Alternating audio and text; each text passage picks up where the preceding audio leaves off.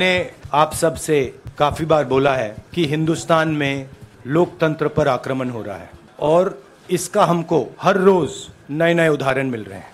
सवाल मैंने एक ही पूछा था, फाउंडेशन पे जाता हूं, अदानी जी की शेल कंपनीज हैं, उसमें 20,000 करोड़ रुपया किसी ने इन्वेस्ट किया। अदानी जी का पैसा नहीं है, अदानी जी का इंफ्रास्ट्रक्चर बिजनेस है, पैसा किसी और का है। सवाल यह है, ये जो 20,000 करोड़ रुपए हैं ये किसके हैं, ये सवाल मैंने पूछा। मैंने पार्लियामेंट हाउस में प्रूफ देके, जो मीडिया रिपोर्ट से मैंने निकाला, अदानी जी और नरेंद्र मोदी जी के रिश्ते के बारे में डिटेल में बोला। रिश्ता नया नहीं है, रिश्ता पुराना है। जब नरेंद्र मोदी जी गुजरात के सीएम बने थे तब से रिश्ता है और उसके बहुत सारे पब्लिक प्रूफ्स हैं। हवाई जहाज में मैंने फोटो दिखाई, नरेंद्र मोदी जी बड़े कंफर्ट में बैठे हुए थे अपने दोस्त, अपने मित्र के साथ। पार्लियामेंट में मैंने दिखाई।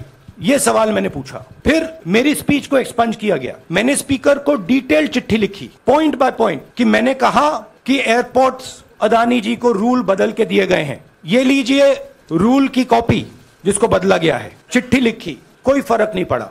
फिर मेरे बारे में मंत्रियों ने पार्लियामेंट में झूठ बोला कि मैंने विदेशी ताकतों से मदद मांगी।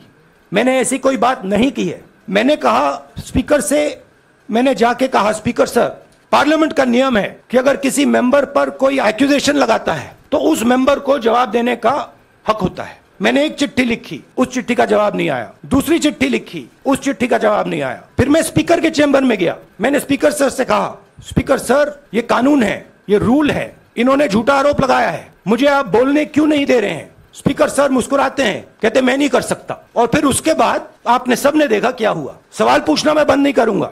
नरेंद्र मोदी जी का अदानी के साथ क्या रिश्ता है और 20,000 करोड़ रुपए किसके हैं, मैं पूछता जाऊंगा। मुझे कोई डर नहीं लगता इन लोगों से।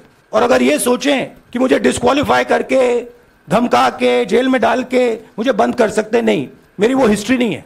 मैं हिंदुस्तान के लोकतंत्र के लिए लड़ रहा हूं और मैं हिंदुस्तान के लोकतंत्र के लिए लड़ता रहूंगा, किसी चीज से नहीं डरता हूं।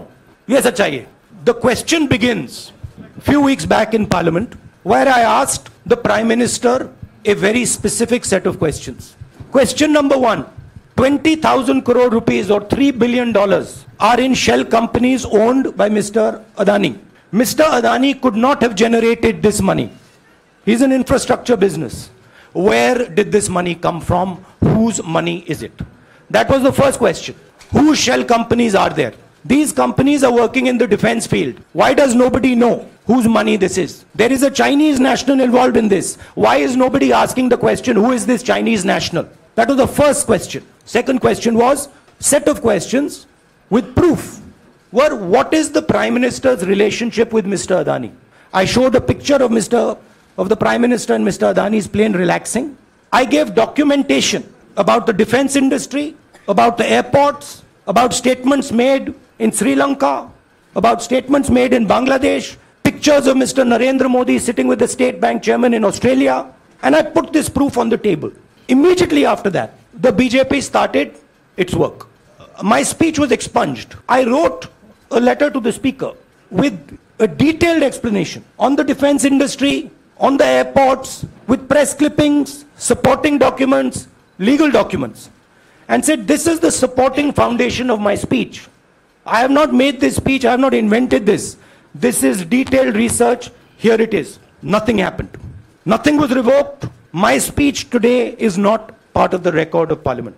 The same, by the way, was done with Mr. Kharge. After that, BJP ministers lied about me in Parliament. They made the statement to distract from the Adani issue. The whole game, disqualification, and all these statements are to distract from the central question, whose money is it? 20,000 crores, whose is it? Kiska hai ye?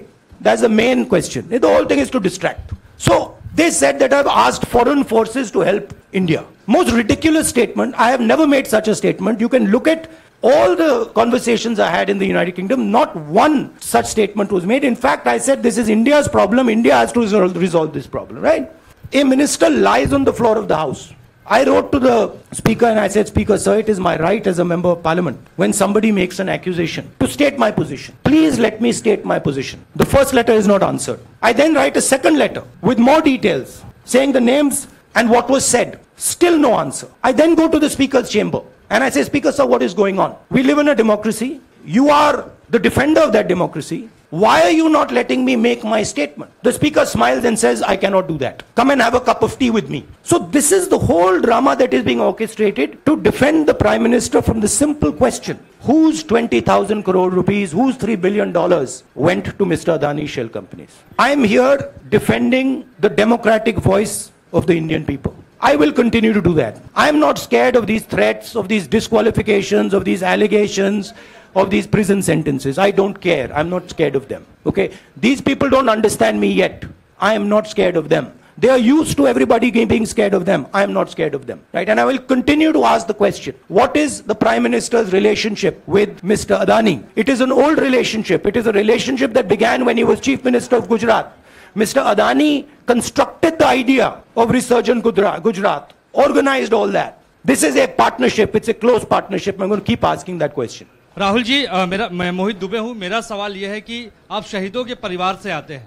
आपकी दादी भी disqualify हुई, जनता के बीच गई, आप सत्ता में वापस आए। आज के दौर में राहुल गांधी भी डिस्क्वालीफाई हो गए हैं क्योंकि तमाम आपने इश्यूज को उठाया, चीन के इश्यूज को उठाया। क्या राहुल गांधी भी जनता के बीच में जाएंगे और वही वापसी फिर से करेंगे? राहुल गांधी भारत जोड़ो यात्रा में 4.5 महीने जनता के बीच में रहेंगे और वो मेरा काम है, वो मैं करता जाऊंगा। आज के हिंदुस्तान में पहले राजनीतिक पार्टियों को सपोर्ट मिलती थी, मीडिया से मिलती थी, बाकी इंस्टीट्यूशन से मिलती थी, वो नहीं मिलती है। तो ऑपोजिशन की पार्टीज को एक ही रास्ता है, जनता के बीच में जाने का। हाँ जी अनवर। सर, भारतीय जनता पार्टी ने आप पर ओबीसी समुदाय के अपमान का आरोप लगाया है, इस पर आप क्या जवाब देना चाहेंगे भारतीय जनता पार्टी को? मैं पिछले भारत जोड़ो यात्रा में, आप मेरी कोई भी स्पीच देख लीजिए, मैं वहां कह रहा हूं सब समाज एक हैं, सबको एक साथ चलना चाहिए, भाईचारा होना चाहिए, नफरत नहीं होनी चाहिए, हिंसा नहीं होनी चाहिए। तो मेरी पोजीशन बिल्कुल क्लियर है। ये ओबीसी का मामला नहीं है, ये नरेंद्र मोदी जी और अदानी जी के रिश्ते का मामला है। 20,000 करोड़ रुपए जो अदानी जी को पता नहीं कहां से मिले, उसके बारे में मैं सवाल पूछ रहा हूं और उसका जवाब चाहिए। बीजेपी ध्यान को भड़काने की कोशिश करती है, कभी ओबीसी की बात करेगी, कभी विदेश की बात करेगी, कभी कुछ और बात करेगी, कभी डिस्क्वालिफिकेशन की बात करेगी, मगर सवाल यही है 20,000 करोड़ रुपए, $3 बिलियन किसका था? और वो अदानी का पैसा नहीं हो सकता। संजय मिश्र, आपने कहा आप डरते नहीं हैं, लेकिन स्टेट के टारगेट पे हैं और स्टेट आपके खिलाफ है, पूरी स्टेट, पूरी मशीनरी आपके खिलाफ है। ऐसे में आपके सामने चैलेंजेस बहुत बड़ा है, तो रास्ता क्या है, रणनीति क्या है? देखिए भैया, चाहे स्टेट हो, चाहे कुछ भी हो, मैं सच्चाई को देखता हूं। मुझे और किसी चीज में इंटरेस्ट नहीं है, मैं सच्चाई बोलता हूं। राजनीति में ये फैशनेबल बात नहीं है, मगर ये बात मेरे खून में है। मैं और कोई रास्ता निकाल ही नहीं सकता हूं। तो मेरा काम ये है, ये मेरी तपस्या है, जीवन की तपस्या है, उसको मैं करता जाऊंगा। चाहे मुझे डिस्क्वालीफाई करें, मारे पीटे, जेल में डाले, मुझे कोई फर्क नहीं पड़ता। मुझे अपनी तपस्या करनी है। इस देश ने मुझे सब कुछ दिया है, प्यार दिया है, इज्जत दी है, इसलिए मैं ये करता हूं। राहुल सर, बीजेपी के जो लीडर्स आप पे अटैक कर रहे हैं, उस पर आप क्या कहेंगे? और इसके अलावा वायनाड, वहां पर जब से खबर गई है, वहां पे लोग बहुत डिसबिलीफ में हैं, प्रोटेस्ट भी इरप्ट हो रहा है, आप अपनी कॉन्स्टिट्यूएंसी के लोगों को क्या कहना चाहेंगे? नहीं, मैंने सोचा है कि मैं अपनी, देखिए मैंने कॉन्स्टिट्यूएंसी में भी बोला कि वायनाड के लोगों के साथ मेरा पारिवारिक रिश्ता है, फैमिली प्यार का रिश्ता है।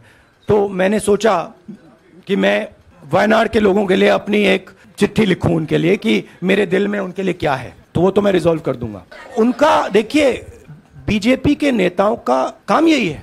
देखिए, वो सब नरेंद्र मोदी जी से डरते हैं, कारण आप जानते हो। नरेंद्र मोदी जी ने कहा कि देखिए ध्यान हटाना है, वो सब जानते हैं अदानी जी और नरेंद्र मोदी जी का रिश्ता, सारे के सारे जानते हैं क्या रिश्ता है, सब जानते हैं, मगर डरते हैं। तो अगर नरेंद्र मोदी जी ने उनसे कहा कि भैया ध्यान उधर करो, ध्यान उधर करेंगे। मगर सवाल यही है 20,000 करोड़ रुपए किसका है? सर, पूरी कांग्रेस पार्टी ये कह रही है कि आप चाहे वो गुजरात की कोर्ट ने आपको सजा सुनाई या आपका निलंबन हुआ, ये सब कुछ केंद्र सरकार, प्रधानमंत्री के इशारे पर हो रहा है। लेकिन बीजेपी कह रही है कि कानून ने अपना काम किया है। तो जो ये दलील है कि कानून ने आपको सजा दी है और उसी की वजह से आपका निलंबन भी हुआ है, इस पर आप क्या कहेंगे? देखिए, लीगल मैटर है। मैं हिंदुस्तान के लीगल सिस्टम को रिस्पेक्ट करता हूं। मैं लीगल मैटर पे इस प्रेस कॉन्फ्रेंस में बात नहीं करना चाहता हूं। हाँ संजीव, अगर आपके लीगल सवाल होंगे तो आप हमारी लीगल टीम से पूछ लीजिए। Sanjeev,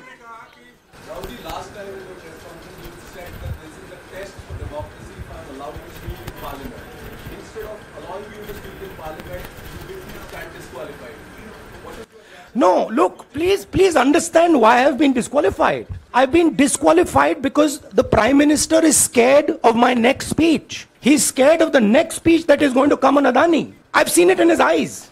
So he's terrified of the next speech that is going to come, and they don't want that speech to be in Parliament. That's the issue. That is why, first the distraction, now the disqualification. Please don't be confused about this matter. There is a deep relationship between Narendra Modi ji and Mr. Adani.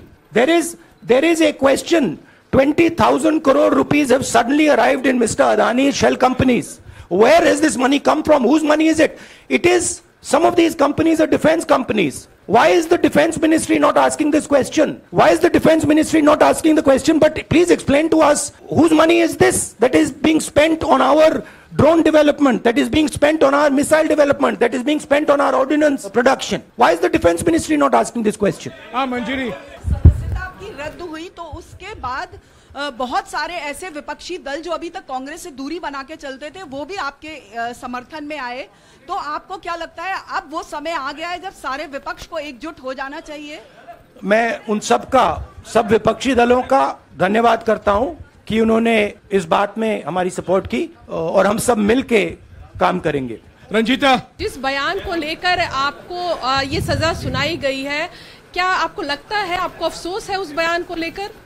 क्या कहेंगे उस बयान पर? अब देखिए, अब ये legal discussion है, उस पे मैं टिप्पणी नहीं करना चाहता हूं क्योंकि ये कोर्ट में मामला है। मगर मैं जो भी सवाल उठाता हूं वो सोच समझ के उठाता हूं। हाँ जी, नीरज। कुछ ही दिन पहले लक्षद्वीप के सांसद मोहम्मद फैजल की सदस्यता गई थी और बाद में हाईकोर्ट ने स्टे कर दिया था। अभी उनकी मेंबरशिप रीइंस्टेट नहीं हुई है। देखिए, सुन लीजिए। हाँ। राहुल जी सुन लीजिए, अभी उनकी सदस्यता रीइंस्टेट नहीं है, लेकिन चुनाव आयोग ने चुनाव की घोषणा करने के बाद उसे रोक दिया था। अगर ऊपरी अदालत से आपको स्टे मिलता है तो आपको उम्मीद है कि लोकसभा स्पीकर भी आपकी सदस्यता को बहाल कर देंगे? मुझे उम्मीद में कोई इंटरेस्ट नहीं है। चाहे मुझे सदस्यता मिले ना मिले, मैं अपना काम करूंगा। अगर ये मुझे परमानेंटली डिस्क्वालीफाई कर दें तो भी मैं अपना काम करूंगा। अगर मुझे रीइंस्टेट कर दें तो भी मैं अपना काम करूंगा। मुझे कोई फर्क नहीं पड़ता मैं पार्लियामेंट के अंदर हूं या बाहर हूं, कहां हूं। मैंने आपसे कहा मुझे अपनी तपस्या करनी है, मैं उसको करके दिखाऊंगा। आपके लिए नहीं, अपने लिए। रवि, एक मिनट रमन। हाँ।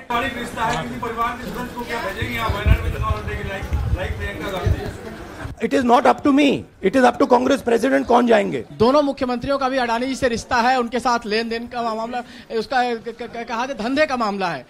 लेकिन क्या धंधे का मामला क्या बात कर रहे हैं? ये धंधा रोकेंगे ये लोग? जिनके पास जो भी स्टेट का उनके साथ नाता है, जो भी बिजनेस चल रहा है, वो बिजनेस रोका जाएगा क्या? देखिए, सिंपल सी बात है, आप डिस्ट्रैक्ट करने की कोशिश मत कीजिए। 20,000 करोड़ रुपए अदानी जी की शेल कंपनीज में कहां से आए? आप इंक्वायरी कीजिए। अगर बात निकली कि हमारे चीफ मिनिस्टर का पैसा है तो इनको जेल में डाल दीजिए। अगर बात निकली तो किसी और का पैसा है तो उसको जेल में डालिए। सिद्धार्थ। मैडम आप लोकतंत्र को समझिए। ये जो पैनिक रिएक्शन इन्होंने किया है नरेंद्र मोदी जी ने, इससे सबसे ज्यादा फायदा मिलेगा विपक्ष को। ये इन्होंने हमें हथियार पकड़ा दिया है, ये आप बात समझिए। ये मोदी जी पैनिक में आ गए कि बात निकल जाएगी, ये 20,000 करोड़ रुपए किसके हैं, डर गए, घबरा गए, इन्होंने पूरा सीक्वेंस शुरू कर दिया। ये विपक्ष को सबसे बड़ा इन्होंने हथियार दिया है। राहुल जी, क्योंकि जनता के माइंड में अब एक सवाल आ गया है कि जनता जानती है कि अदानी जी भ्रष्ट व्यक्ति है। अब जनता के माइंड में यह सवाल उठा है कि इस भ्रष्ट व्यक्ति को हिंदुस्तान का प्रधानमंत्री क्यों बचा रहा है।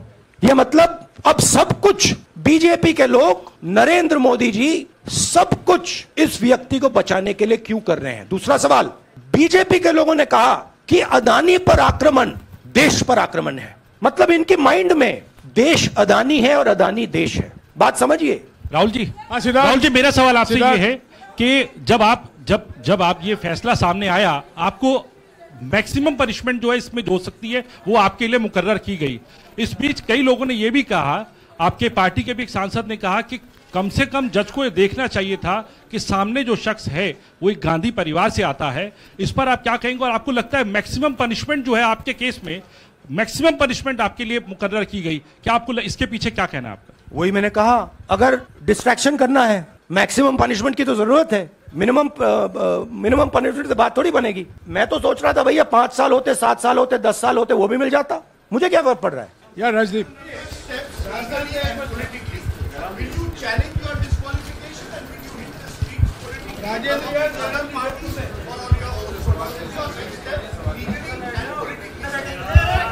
I have only one step, and that step is to fight for the truth in this country and to defend the democratic nature of this country that is under... Please let me finish, Rajdeep, unless you want to answer it for me. You do that also sometimes. My job, as I see it, is to defend the democratic nature of this country. And I will do whatever I have to do, to defend the democratic nature of this country. What does that mean? That means defending the institutions of this country. That means defending the voice of the poor people of this country. That means telling the people of this country the truth about people like Mr. Adani, who are basically exploiting the relationship they have with the Prime Minister. yeah, Pallavi, please 1 second, let's go. Look, see, these are legal matters. It makes me no difference. I told them, it makes me no difference if I'm disqualified, not qualified, whatever. It makes me no difference. Disqualify me for life. Put me inside jail. I will keep going. I will not stop. Mr. Gandhi, yeah, Mr. Gandhi, two things here. One, are you worried or apprehensive about the political relevance of, say, the opposition and the Congress? Do I look worried to you? One. Second, Do I look worried to you? I'm excited. Okay. I'm happy that these people have given me the best gift they could give me. And second, Mr. Gandhi, is that BJP's reaction since yesterday is that if you hadn't torn the ordinance then perhaps you wouldn't be facing the law today. Your response to that? My response to that is that when somebody is guilty of something, they want to distract everybody's attention, right? If you catch a thief, the first thing he says is, I didn't do it. The second thing he says, look there, look there, look there, look there, right? That's what the BJP is doing. We have caught 20,000 crore rupees entering Mr. Adani's companies. Nobody knows whose money that is.